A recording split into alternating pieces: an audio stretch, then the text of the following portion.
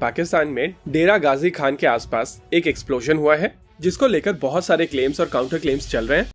A powerful explosion-like sound was reported at Pakistan's Dera Ghazi Khan on Friday, where the government's Atomic Energy Department is located. The impact on the explosion was reported to have been felt around 50 kilometers away from the कि site. जी दरअसल हुआ ये है कि nuclear establishment जो है डेरा गाजी खान की, उसके ऊपर ड्रोन से अटैक किया गया है। देखिए, डेरा गाजी खान कोई मियां चन्नू नहीं है, ये जगह बहुत ही क्रूशल है पाकिस्तानी एस्टेब्लिशमेंट के लिए।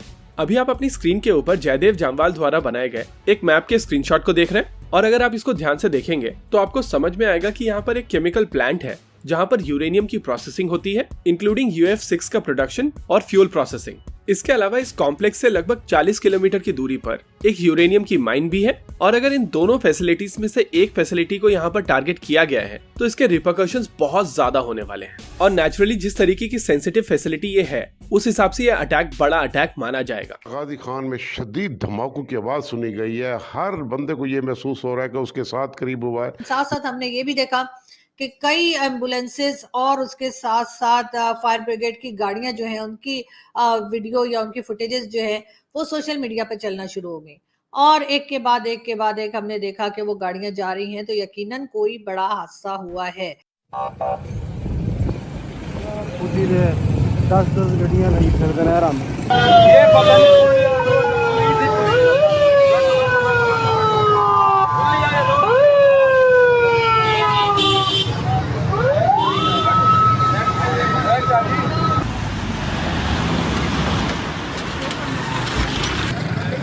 जहां पे शहर के गरबी इलाके में जोरदार धमाके की आवाज सुनाई गई है। बात करेंगे ब्यूरो चीफ मुल्तान यासिर शेख हमारे साथ मौजूद है। यासिर, क्या अपडेट्स हैं आपके पास?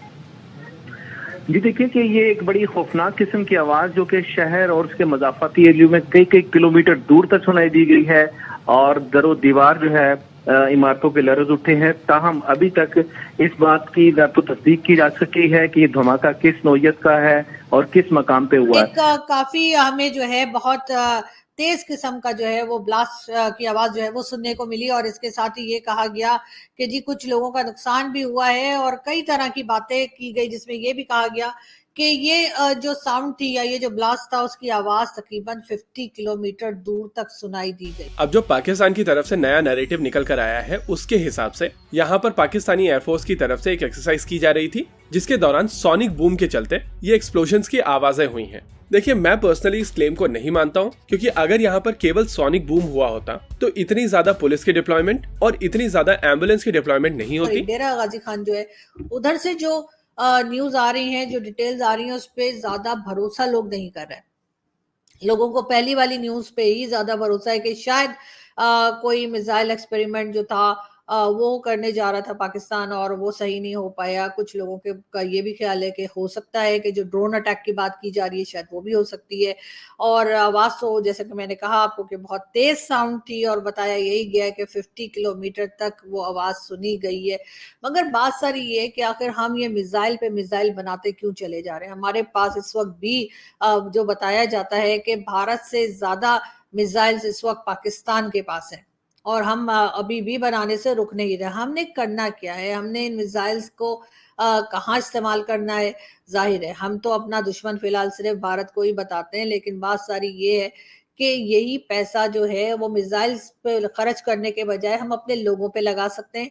हमारे लोग जो भूखे मर रहे हैं, खुदकुशियां कर रहे हैं, लोगों के पास खाने को नहीं है, लोग अपने बच्चों तक के गले काट काट के फेंक रहे हैं, लेकिन यहाँ पर जो है वो पैसा अगर थोड़ा बहुत रह गया या कहीं से आया है, मांगे तांगे का जो भी समझ लें, उसको हम खर्च कर रहे हैं मिसाइल्स बनाने में।